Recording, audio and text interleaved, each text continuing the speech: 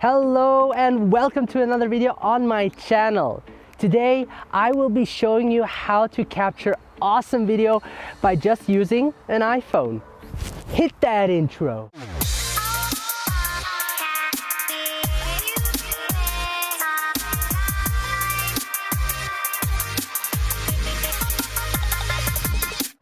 Nowadays, the chances are high that the phone you carry with you records video. I'm using an iPhone X that can record up to 4K 60 frames per second or 1080p 240 frames per second. Now, I prefer to record in a 4K 60 frames per second because 4K gives me sharper image that allows me to crop in when I want to adjust the framing, and 60 frames per second is enough for me to give it a nice slow motion look when played back on a 24 frames per second timeline.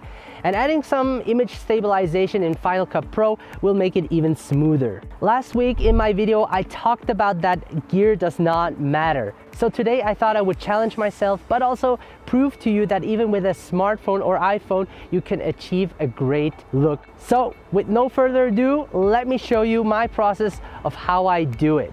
All right, let's first set the settings on the iPhone so we can record in 4K 60 frames per second. And if you don't have 4K 60 frames per second, then choose 1080p 60 frames per second. The important thing is that you shoot slow motion so you can slow it down in post-production to give it that slow motion look. When adding stabilization, it gives you even a smoother looking footage. And because we're shooting handheld everything, it can be challenging to keep your hands steady. So what you want to do is go to settings, then select camera, and here select record video, and you have the different options, and I chose 4K at 60 frames per second. So the next thing I do is I think about the location. So I chose to be here. It's a forest and there are a lot of interesting stuff happening as well. So the time of day we have is 12 p.m.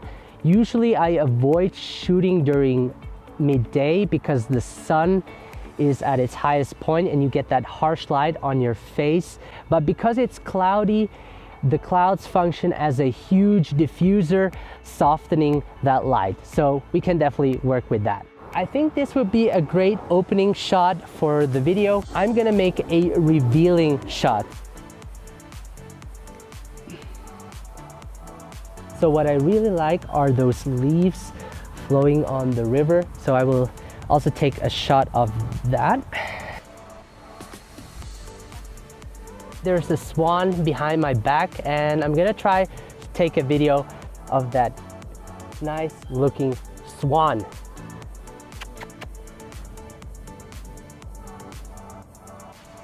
It's a dog over there.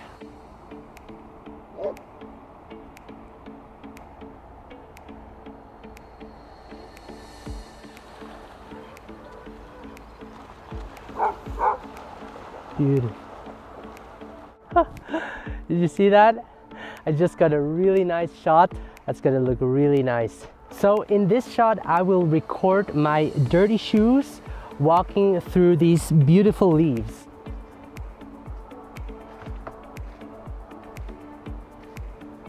So next, what I wanna do is take a close-up of those leaves, and the nice part about it is that the sun is behind, illuminating it from the back, and I just love lighting subjects when the light is in the back. You'll see what I mean.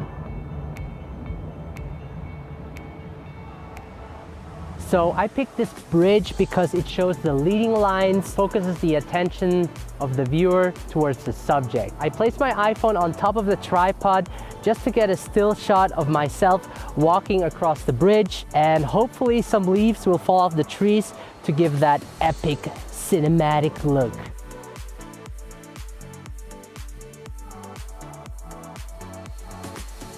All right, so we are done recording our video.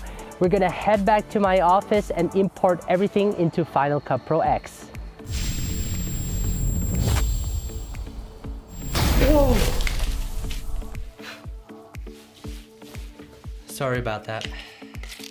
I actually decided to edit the video first so that I can show you the steps behind my editing process. So what I first did is I airdropped all of my footage from my iPhone into my computer to a project folder and imported all of the clips into Final Cut Pro X.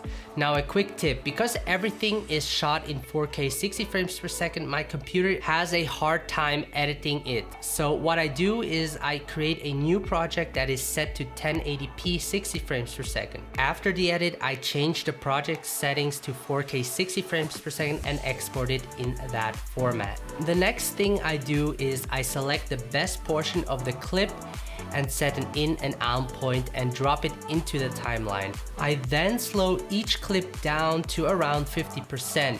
Even though slowing the clip down makes the footage look smoother, additionally, adding stabilization will increase the smoothness of the clip. I then reorganize all of the clips so that it tells some kind of a story. For example, I knew that the revealing shot would be my opening shot, so I placed that at the beginning of the timeline. I choose the ending shot to be me walking across the wooden bridge. I already selected the music that would fit the mood of the story. Music is one of the most important things to consider because it enhances the story you are telling and makes it easier, at least for me, to edit. So I dropped the music into the timeline and shortened it to fit it to the length of the video clip. Now I also added sound effects that sets the tone of the entire video that pulls the viewer in. Now as I said earlier, because we shot in 4K, it gives me the ability to crop in without losing much detail if exported in 1080p. Now I want this clip to export in 4K, so I have to be careful to crop in not too much. In this case, the reason I want to crop in is to adjust the framing of the video to give it a nice composition. You want to make sure you compose your shot also before editing, meaning during the shoot. After that, I color correct all of the footage. I added a LUT to the adjustment layer to give it a nice overall look. To make it even look more cinematic, I added a letterbox to the whole video as well as some tiles, and voila, we are done. Once again, I want to thank you guys so much for watching. If you enjoyed this type of video, please leave a like and let me know in the comment section below. If you haven't subscribed yet, please do so, and I can't wait to see you in the next video.